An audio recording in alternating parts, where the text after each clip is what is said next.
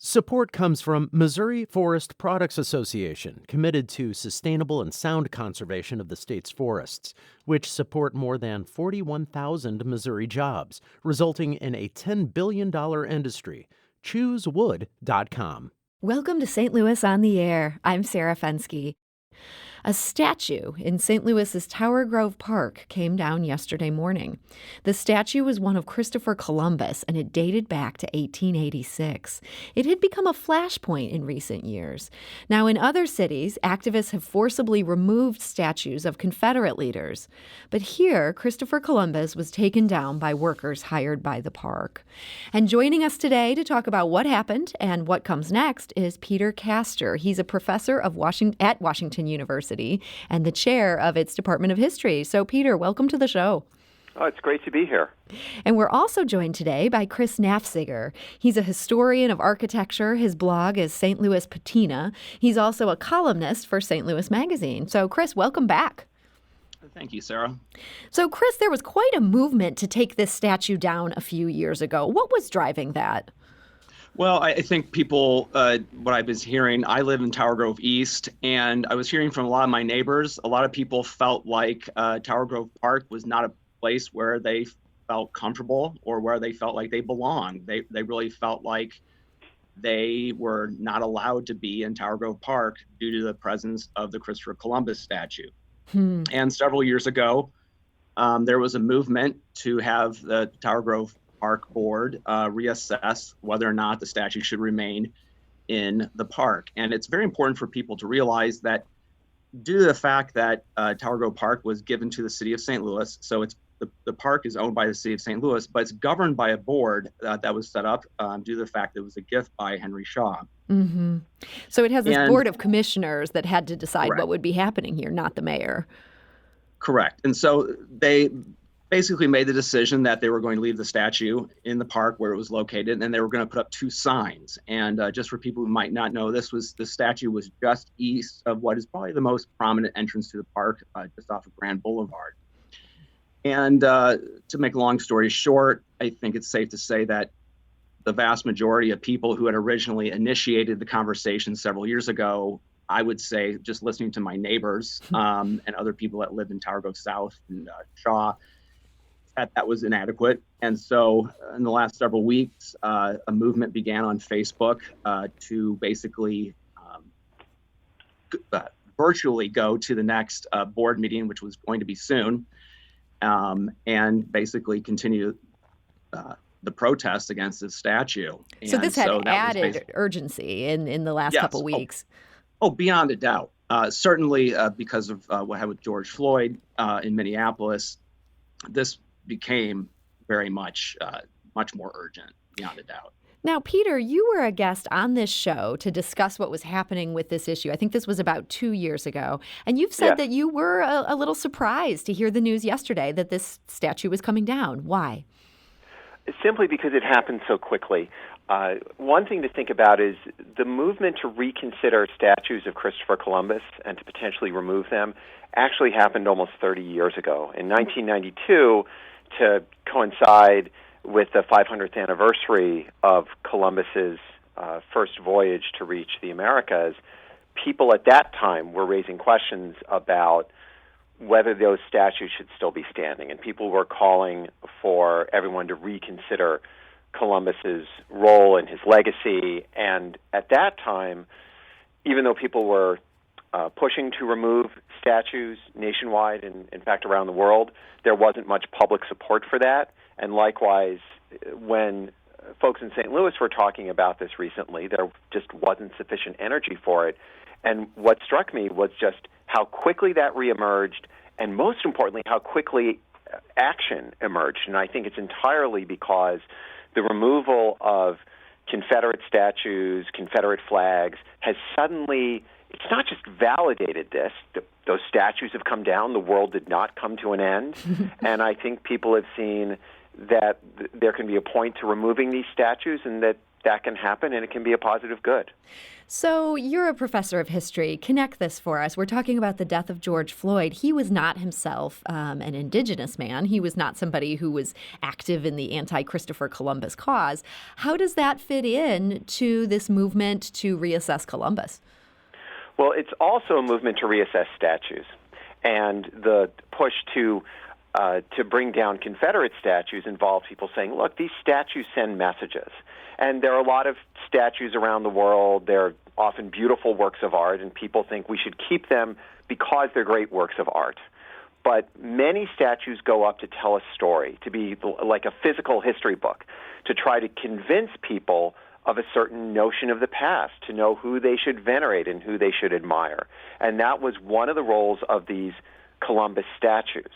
But a lot of the move for the Columbus statues, for the Confederate statues, was to say we should not have public spaces set aside to honor people who were agents of racial supremacy. Mm-hmm. And over the last 30 years, there's been a call to reconsider Columbus. Generations of Americans learned that Christopher Columbus discovered America. Well, he did not discover America.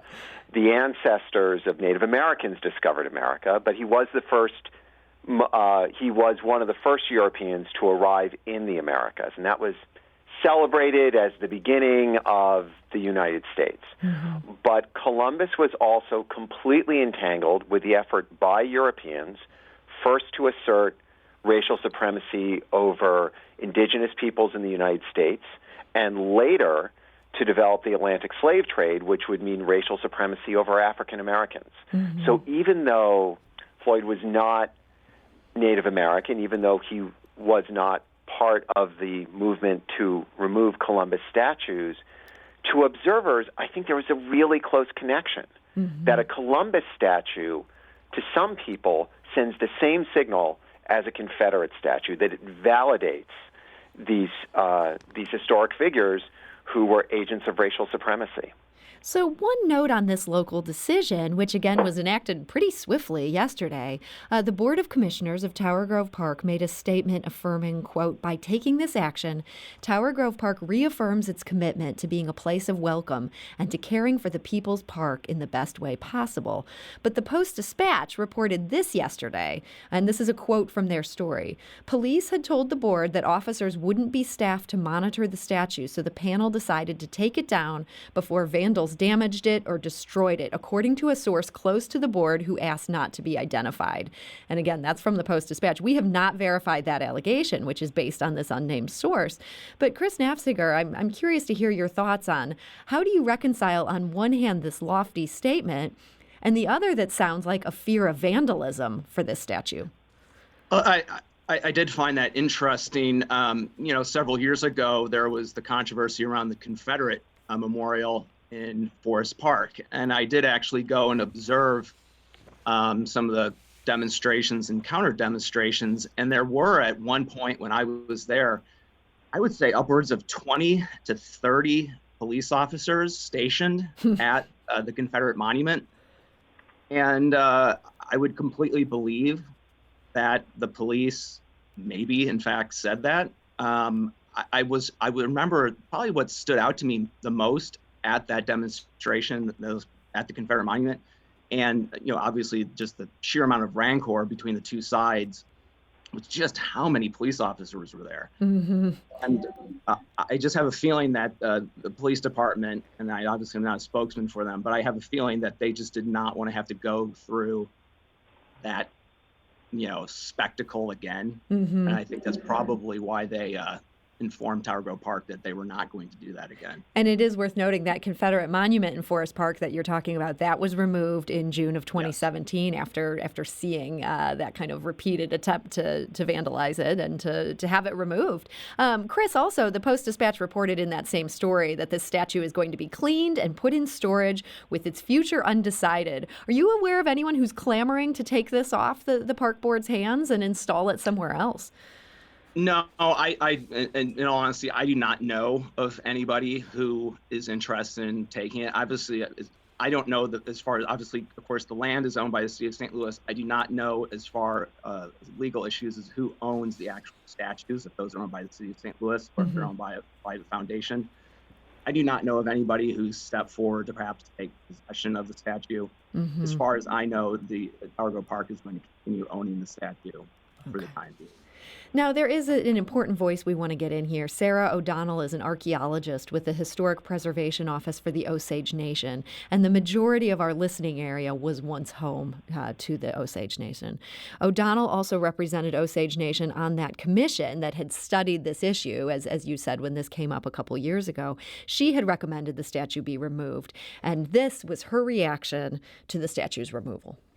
The Columbus statue is a very painful symbol of the attempted annihilation of Native peoples and cultures, including the Osage Nation. And it is very, very difficult to see that statue in my hometown of St. Louis, but also knowing that it's, rooted in Osage homeland.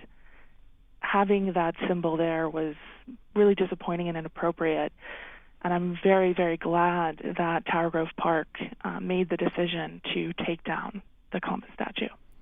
And again, that's archaeologist Sarah O'Donnell with the Osage Nation, and she said they would welcome an Osage historical figure to replace Columbus. Now, Lindsay Manshak, she's a local resident. She's a member of the Choctaw Apache tribe of Ebarb. She's also the research manager at the Booter Center for American Indian Studies at Washington University. And she wrote on Twitter yesterday, quote, "I've been upset by this all day. Tower Grove Park removed the Columbus statue to preserve it for safety, not to honor Native people. They omit this from their weak statement saying it will make the park a safer environment, aka locals won't tear it down. They don't need to be praised but held accountable for the years and years local natives have provided free labor, time, and efforts to get the statue removed and honor indigenous peoples. Tower Grove Park refused to remove the statue, fearing local patrons would no longer provide funds. Tower Grove Park needs to address this issue immediately and right this wrong. As a local native who has provided time and effort to this cause, a silent removal of the statue and a weak statement is not enough." And that, again, is from Lindsay Manshak, who's a member of the Choctaw Apache tribe. Peter Kastor, do you think she has a point there? I absolutely think she does. And what's so revealing from both of those interviews is the way that you have people saying that statue had a real palpable meaning for them. It really had a deep impact on them. And they're talking about sort of the potential for removing it, and the first recording of someone, here's what this can mean for me in removing it. And I think she's also spot on in saying that this was a limited act. It removed the statue, but it didn't include any statement about who Columbus was, what he did. It didn't include anything to counteract the impact of having that statue there for generations. And what both of them have indicated is the real question is, what statue is going to go there next? It's one thing to remove a statue. It's a very different matter to replace one. And that can be part of a process of trying to undo the real harm that statues can do. We're talking to Peter Kastor. He's the History Department Chairman at Washington University. We're also talking to Chris Naffziger of the blog St. Louis Patina, and he's also a columnist at St. Louis Magazine. We need to take a quick break, but we'll be back shortly to continue this conversation. And when we come back, we'll talk about the possibility of something replacing this. What should it be? We've heard from a lot of you, and some of you had some great ideas. This is St. Louis on the Air on St. Louis Public Radio. That's 90.7 KWMU. Support comes from the Missouri Forest Products Association, providing more than 41,000 jobs in the production of wood pallets, railroad ties, white oak barrels, hardwood floors, and more. Details at choosewood.com. And now back to our conversation. We're talking to Peter Kastor. He's the History Department Chairman at Washington University. And we're also joined by Chris Naffziger of St. Louis Magazine. And the topic today is yesterday's removal of the Christopher Columbus statue from Tower Grove Park. I actually do want to go to the phone lines, though. We have a couple of callers with an interesting perspective on this, and I'd like to hear from them. So Tom is calling from University City. Tom, hi, you're on St. Louis on the Air. Thank you. As an Italian American, I'm very aware that Christopher Columbus has become a symbol of Italian American contributions. And, that might not be too historically accurate, and he might not be the best hero. But I think a lot of people don't realize that, Italians in America are one of the few other groups to be lynched in America, that there's colorism in the European American community, that Southern Italians are on the cusp of being persons of color. The Irish people in my family who married Italians used to say, don't leave those kids out in the sun too long, they're dark enough already. And I just think it would be nice if, most of those Italians who came to St. Louis are very poor and working class people, and I just think it would be nice if people tried to at least think about what Columbus has meant to that community, and if there's some way to, maybe it's up to the Italian Americans to find a better hero. But I hate for that voice and experience to be lost. I mean, there were harsh immigration laws against Italians not so long ago.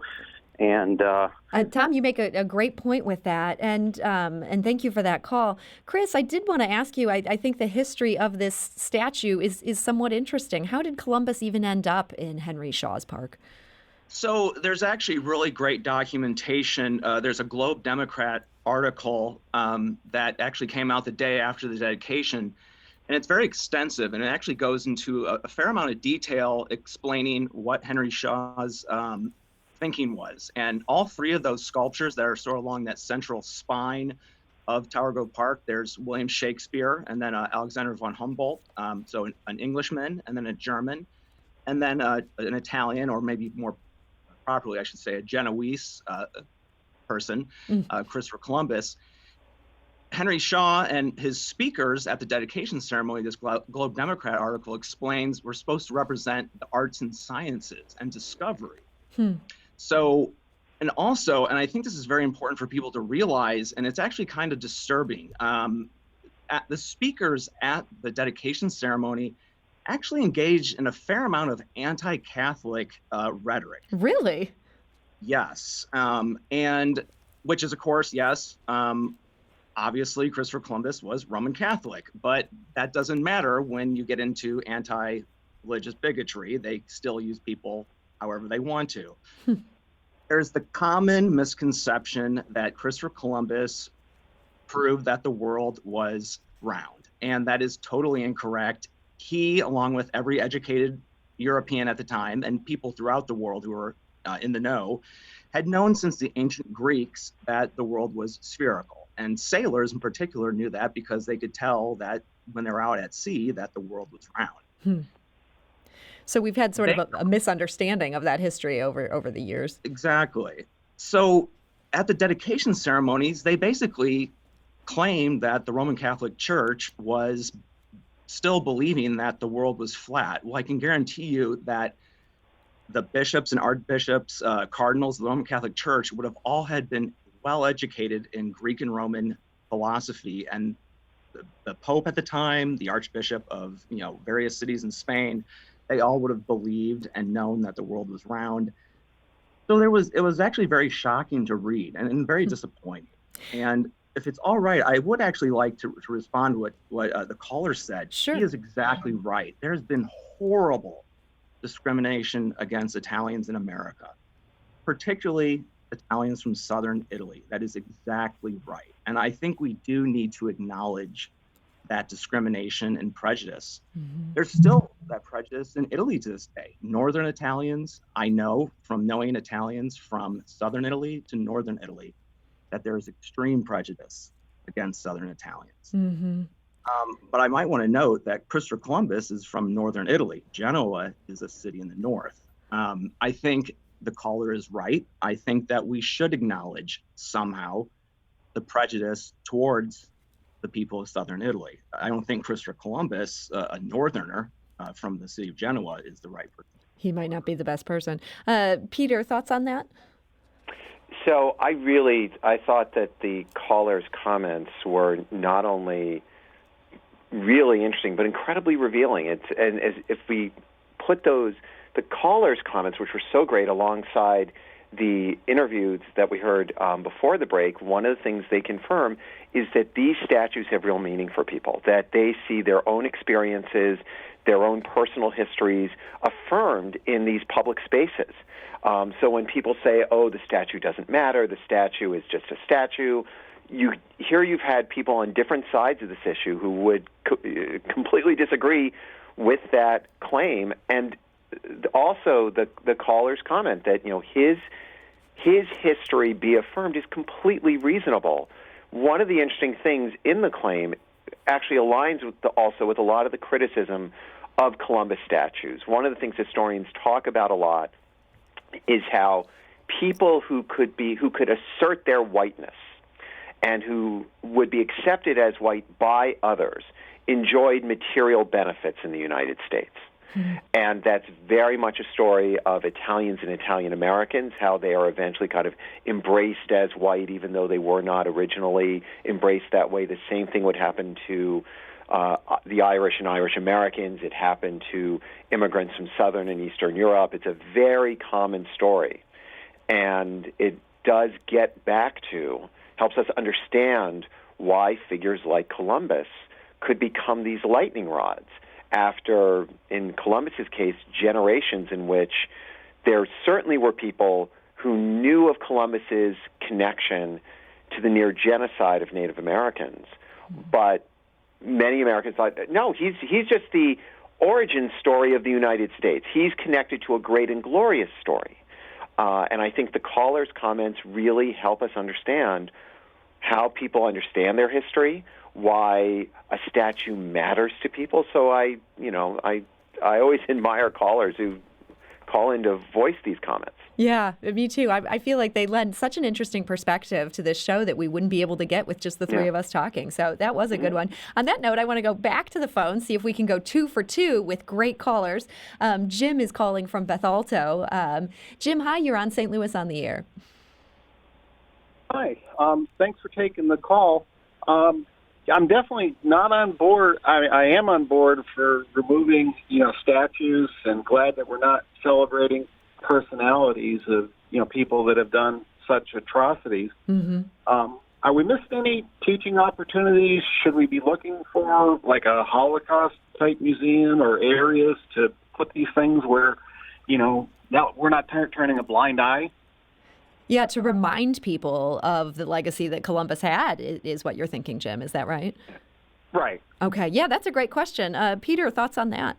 I think that's a great question. And one of the things people often say is when statues are removed, put them in a museum. And there actually can be real value to that. And the point isn't to remove the statue from a public space and put it in a museum where the statue can be venerated. But one way to think about it is the call to remove these statues is because the statue has all of this baggage attached to it. And we cannot deny that baggage. And the goal would be when you put the statue in a museum, make the baggage front and center. One of the things that the call to remove Confederate statues did was it was a real terrific moment of civic education, which was for people to learn that these statues had not gone up in the Civil War. They went up a generation later as primarily white Southerners sought to make the case for the justification for the cause of the Civil War and also to preserve Jim Crow. And many people now simply don't know that. And if you take these statues and put them in a museum, I think it's only valid if you put it in there not just to have it on display, but to make that display part of understanding the histories of those people. I like the speaker's comparison to the way Holocaust museums do this as well. Mm-hmm. They showcase the perpetrators as a way to tell the story of the genocide. Mm-hmm. Well, Jim, thank you for that call. I can now safely say we've gone 2 for 2. Those were some great callers. I also did want to mention, yesterday we put this question on social media of what should replace this statue. We got some great responses. I'm going to read some of those here in a second, but I did want to mention we also heard from the Parks Director of Development, that's David Lauber.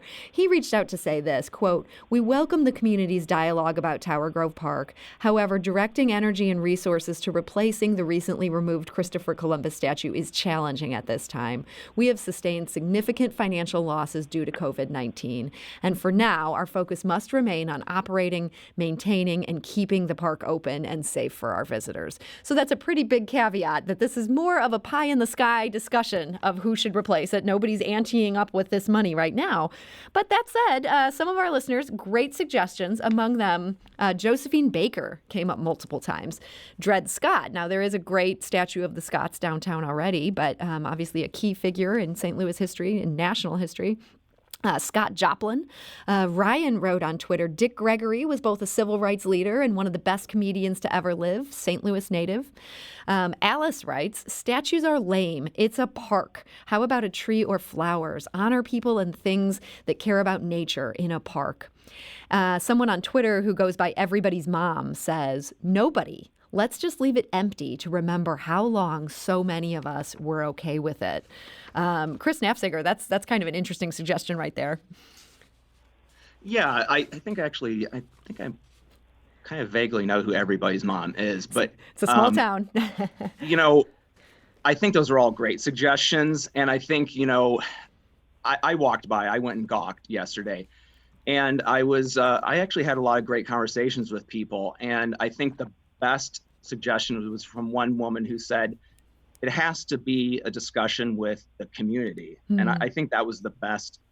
I think that was the best suggestion. I think, obviously the gift of the park from Henry Shaw was such an amazing gift. I mean, nowadays, we see all sorts of different types of people coming and going from the community. And I think that going forward, it being a dialogue with everybody in the community, I think would be the best answer. One other suggestion I would have, if anyone's ever been to London, at Trafalgar Square, there's something known as the fourth plinth. So there were 4 places for statues around Nelson's column. Mm-hmm. And the fourth one, they never got around to building the statue for, putting one in there. So what they do now actually is they have a rotating contemporary art exhibit there where basically different sculptors from contemporary art basically get to have their sculpture there for about a year or two. And I was actually thinking that this might be the perfect opportunity for St. Louis to have their equivalent of a fourth plinth, where basically artists of all sorts of different diverse backgrounds could have the opportunity to compete, to have their sculpture placed there. That's a super intriguing idea. So it'll become a place for everybody. That's something, thinking outside the box. We had one more I wanted to share. This came in on our Facebook page from Wayne, and he writes, quote, a statue of Esther, one of the 11 enslaved by Henry Shaw and her children. When the opportunity arose, Esther made a no doubt desperate attempt to cross the river to the free state of Illinois. Shaw's hired bounty hunters, however, were lying in wait and captured them at the crossing. Esther's punishment for daring to be free was to be sold off, thereby forever separating her from her children. Despite whatever philanthropy our city may benefit from by way of Henry Shaw, that history can never be undone. It should, however, be memorialized whenever possible. I thought that was a really thoughtful response. Peter Kastor, one last thing I wanted to ask you about. Michael Allen is a senior lecturer in urban design at Washington University, where you teach. He's also the director of the Preservation Research Office. He wrote an op-ed in the Riverfront Times yesterday saying that the Louis the King statue atop Art Hill, that we should maybe consider taking this down next. That seems like a huge step for a city named St. Louis. Is this something you think we ought to be considering? Right now, all statues are on the table, and they should be, because for 2 reasons. First of all, because people often have deep feelings about this, and second, because every time people talk about why these statues were created, what they mean, it actually tends to be the statues were built for civic education. Every time we talk about them, it tends to promote civic education, and we're hearing that right now. I agree that no matter what goes up in Tower Grove, the crucial thing is the process that they use. One where people can feel like their voices have been heard, they've been able to make their case, and a lot of the suggestions that people made were that whoever the statue is, if there is a statue, whoever it's of, whatever it's of, it should be one that is different from the vast majority of the statues in St. Louis, which are mostly of men, mostly of Euro-American men, and that if there are going to be statues, they need to more fully represent who is in St. Louis, who lived in St. Louis in the past, so that it can tell those stories and tell them fully. Well, Peter Kastor of Washington University, I want to thank you so much for joining us today. This has been just a really fascinating discussion, so thank you. My pleasure. And Chris Naffziger of the blog St. Louis Patina and also St. Louis Magazine, thank you. Great, thank you for having me.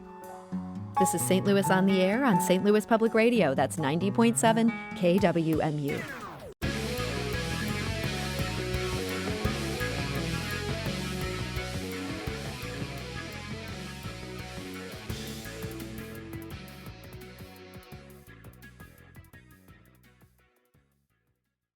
Support comes from the Missouri Forest Products Association, providing more than 41,000 jobs in the production of wood pallets, railroad ties, white oak barrels, hardwood floors, and more. Details at choosewood.com.